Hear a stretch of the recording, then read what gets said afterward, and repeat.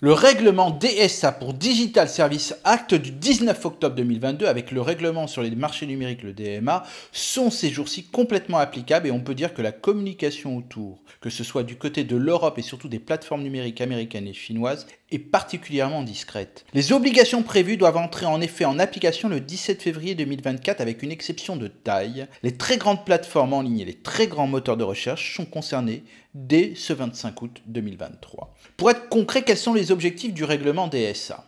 La législation sur les services numériques veut mettre en pratique le principe simple selon lequel ce qui est illégal hors ligne est illégal en ligne. Elle fixe un ensemble de règles pour responsabiliser les plateformes numériques et lutter contre la diffusion de contenus illicites et préjudiciables ou de produits illégaux.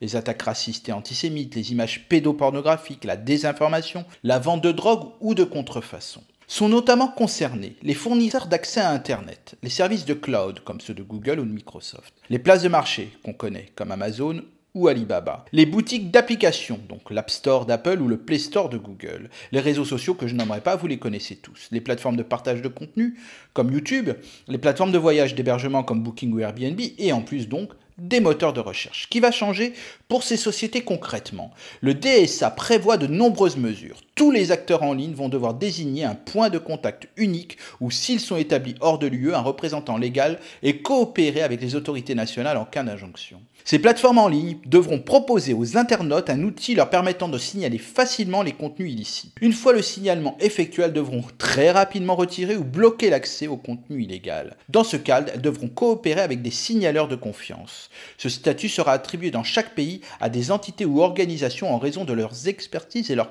compétences. Leurs notifications seront traitées en priorité. Les tweets antisémites, par exemple, ne pourront plus être impunis et rester en ligne s'ils sont signalés. Les marketplaces devront mieux tracer les vendeurs qui proposent des produits et services sur leur plateforme pour éviter les fraudes et la contrefaçon. Les sociétés devront faire preuve de plus de transparence et expliquer le fonctionnement des algorithmes qu'elles utilisent pour recommander certains contenus publicitaires en fonction du profil des utilisateurs. La publicité ciblée pour les mineurs sera interdite pour toutes les plateformes. En cas de non-respect du DSA, des astreintes et des sanctions pourront être prononcées. Pour les très grandes plateformes et les très grands moteurs de recherche, la commission pourra infliger des amendes pouvant aller jusqu'à 6% de leur chiffre d'affaires mondial. En cas de violation grave et répétée au règlement, les plateformes pourront se voir même interdire leurs activités sur le marché européen. Vous le voyez, l'Union européenne ne propose pas de champion mondial des marketplaces, des réseaux sociaux, de moteurs de recherche ou de services de cloud, mais elle est là, championne pour la régulation et tout cela pour notre protection, ce qui n'est peut-être pas plus mal. À la semaine prochaine.